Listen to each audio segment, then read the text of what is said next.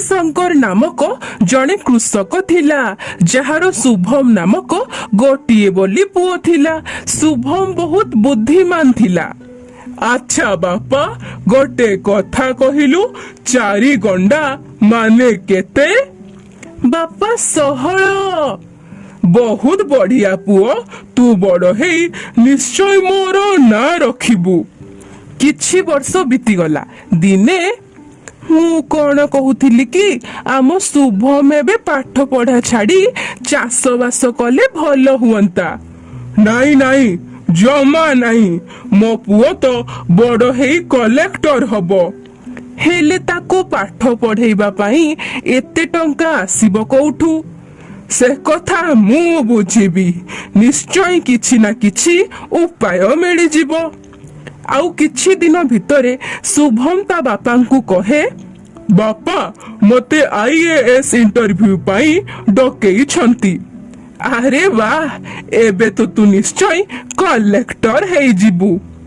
एते शीघ्र नुहे बापा, आहुरी 3 वर्ष ट्रेनिंग नबाकू पड़िबो। आउ गोटे बहुत कठिन परीक्षा भी देबाकू पड़िबो। किंतु बापा मोर तो एई 3 वर्ष भितरे पाठ पढ़ा पाई जो टंका खर्च हबो सेई कथा भाबी चिंता लागुची। अरे पुओ, जेते दिन जाए तोर बापा बंचिची तोर से सबु चिंता करिबा किछि दरकार नहीं। तू केवल मन देई पाठ पढ़े। आउ तापरे दिने शुभम आईएएस रो ट्रेनिंग पाई चली गला।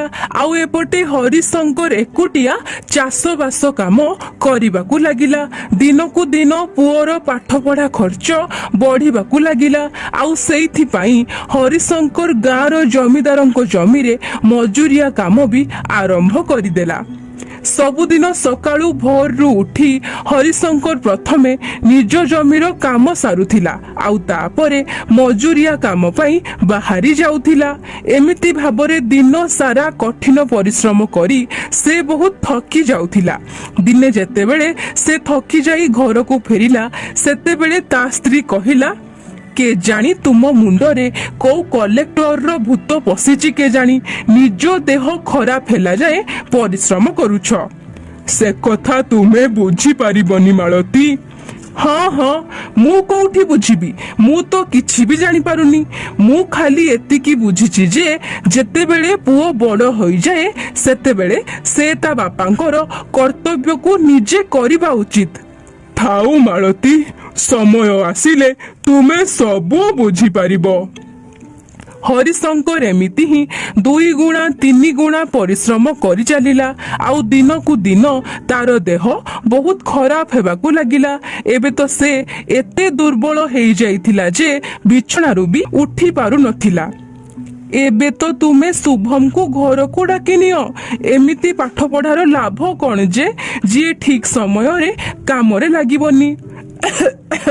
नाई मालती, ताकू तुमे किछि कहिबनी। हेले ता पाठ पढ़ा पाई टंका आसीबो कोउठु? नाई नाई, मु जेमिति हेले किछि व्यवस्था करिबी। ता परदिन सकाळू हरिशंकर ता जमीर कागज पत्र गाँर मुखियाଙ୍କ पाखକୁ ନେଇ गला। आउ ता जमी बंधा पकेई किछि टंका करज नहीं आसिला। आउ घरे पहुंची, एई नियो मालती। हाँ, एते गुडाए टंका? हाँ, आम शुभम रो पाठ पढ़ा पाई। हेले एते टंका आसिला कोउठु? आम जमी मु मुखियाଙ୍କ पाखरे बंधा पकेई देली।